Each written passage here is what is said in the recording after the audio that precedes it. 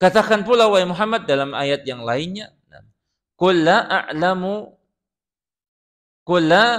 a'lamul ghaiba. Katakanlah wahai Muhammad, sesungguhnya aku tidak mengetahui perkara yang gaib. Nabi tidak tahu perkara yang gaib. Nah, Nabi sendiri loh, itu tidak tahu perkara yang gaib. Beliau tahu itu karena dikasih tahu oleh Allah Subhanahu wa taala. Misalnya terkait dengan umat-umat terdahulu, melalui Jibril alaihissalam.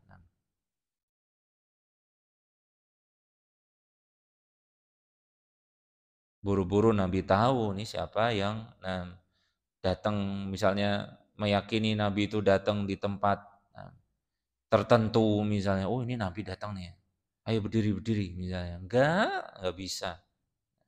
Tidak bisa yang demikian. Kalau beliau tahu perkara yang gaib, beliau tidak akan pecah. Gigi beliau terkena lemparan atau anak panah dari tentara Quraisy ketika peperangan Uhud. Ketika perang Uhud itu pecah gigi taring atau gigi depan beliau ini, pecah. Lah kalau beliau tahu perkara yang gaib kan beliau bisa mencegah, oh aku akan terkena ini ya, berarti aku harus ada di sini terus misalnya. Tidak. Menunjukkan bahwasanya tidak ada yang tahu tentang perkara yang gaib kecuali hanya Allah Subhanahu wa taala. Nah itu kemarin ngomong tuh bener loh, saya datang belum ngomong aja dia sudah tahu keinginan saya, misalnya kan, mungkin ada yang demikian. Nah, Pak, mau nanya toh ini, misalnya kan gitu. Duh, kok harus ngerti ya? Kok harus ngerti ya? Taib. Itulah ujian keimanan.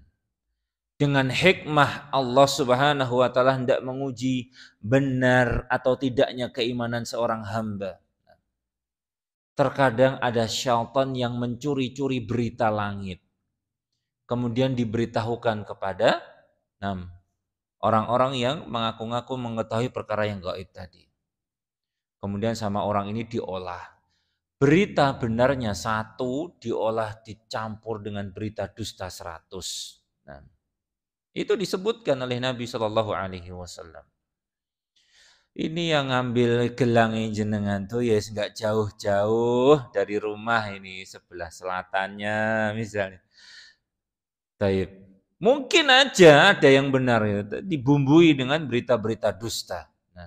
Berita-berita dusta akhirnya timbul permusuhan, akhirnya timbul begini dan begitu. Maka tidak boleh seseorang itu mengaku-ngaku mengetahui perkara yang gaib, dan tidak boleh seseorang itu membenarkan mendatangi kepada orang-orang yang mengaku-ngaku mengetahui perkara yang gaib. Tidak boleh yang demikian dalam agama kita.